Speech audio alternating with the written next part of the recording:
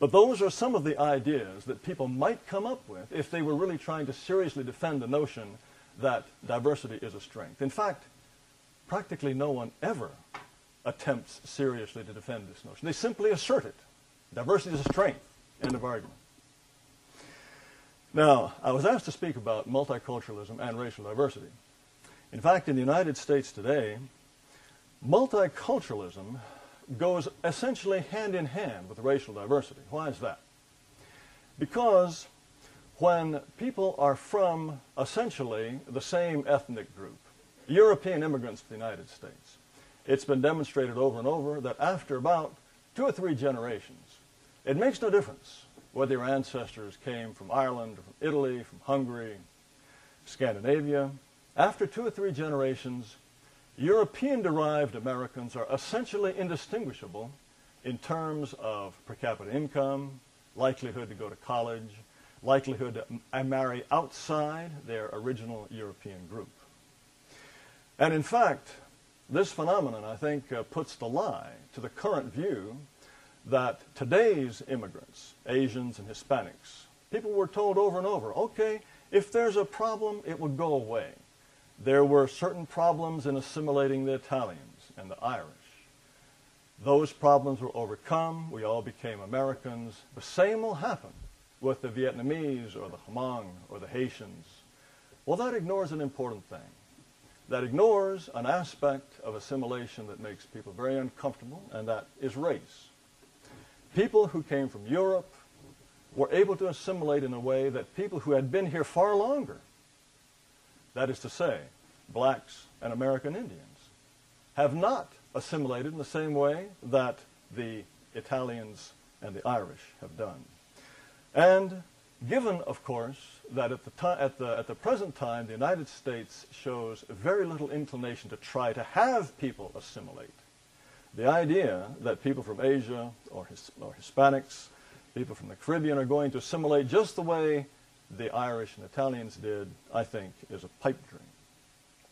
As a consequence, when you have multiculturalism, when you have cultural differences in the United States, they generally come along hand in hand with racial differences.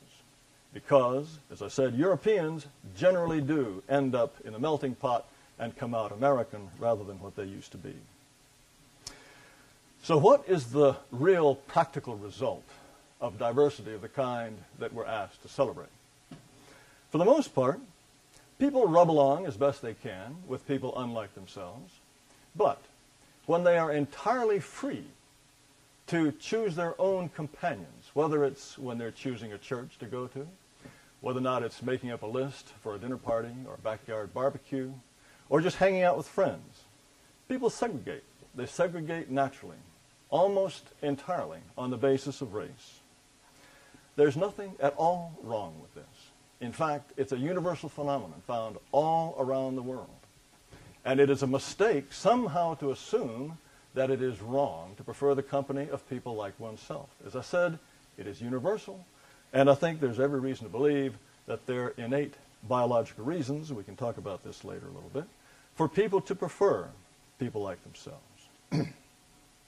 Now, in the United States, this kind of preference for people like oneself is recognized and encouraged and institutionalized so long as the people who are expressing this preference are not white. Some of the obvious examples are the groups that blacks establish. The Congressional Black Caucus, that's an obvious one, along with the black subgroups of practically any kind of national association that you can think of. We have associations for lawyers. We have associations for accountants. We even have associations for scuba diving instructors. All of these groups have some subgroup of black accountants, black lawyers, etc. Why do they clump together for this purpose? It's because they have a sense that their interests may be different from those of other people in their profession, just as the Congressional Black Caucus. Their purpose is to look at legislation and say, is this good for black people? That is their sole purpose. Now, as I said before, this perspective is off limits for whites, but not for anyone else. Hispanics increasingly have similar organizations of the kind I just described. There's a Hispanic Congressional Caucus, Hispanic subgroups for all of these professions. I might add, even here in Clemson, I just took a look at your webpage, and here are the black organizations I found in about 5 minutes of looking. There's a Black Student Alliance, a Black Graduate Student Association, Black Faculty and Staff Association, Black Alumni Council. There's a President's Commission on Black Faculty and Staff, Black Student Government Association, Minority Student Council, Computer Science African American Alliance, an African Caribbean Student Association, and there are also campus chapters of the NAACP and the National Society of Black Engineers. Once again, now, I might add that if this were a big California university, you would find just as many organizations for Hispanics, for Asians, and among the Asian groups, some of them quite white, might very well be broken down by specific nationality. The Korean Computer Programmers Association. In other words, diversity results in a situation in which people are conscious of how they differ from others. And it makes them all the more inclined to spend time with people like themselves.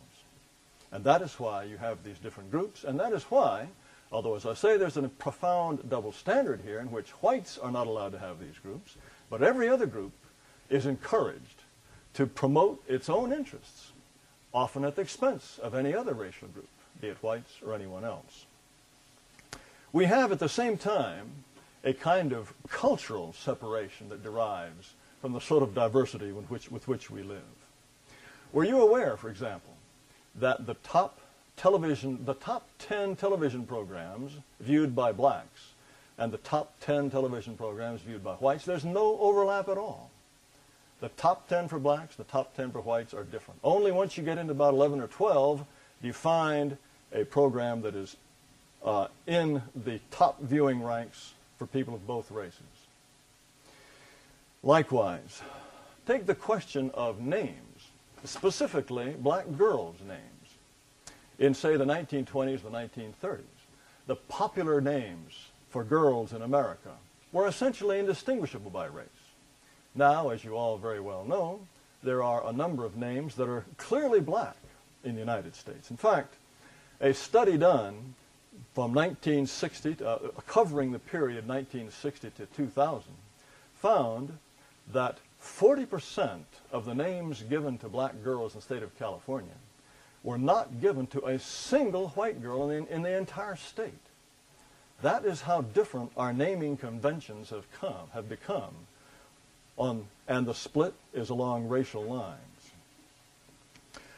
Diversity, of course, given the kind of climate we have in the United States, in which the assumption is that all advantages flow to whites, and that any misfortune that befalls a non-white group is the fault of whites, results in a situation in which diversity requires that whites be very careful about their behavior, about their speech, because if they trip up, if they say the wrong few syllables, if they draw the wrong parallel or analogy, they could lose a job. I'm sure you're aware of examples like this. Here's one that just particularly struck me. Last year, on the station KTRS 550 AM in St. Louis, Missouri, an announcer was talking about the fact that apparently Secretary of State Condoleezza Rice is toying with the idea of becoming the next National Football League commissioner. Well, he was very excited about this. Apparently he's a big football fan, and, quote, he said, she loves football. She's African American, which would be a big, he meant to say coup. Instead, he said it would be a big coon. Well, he caught himself immediately after having said this and says, oh my God, I totally, I count up the totallys here, am sorry for that, I didn't mean that. And I have every reason to believe he didn't mean that. And yet, he was off the air permanently in 15 minutes. This is the kind of thing that can happen in the United States because of this diversity that is supposed to be a strength.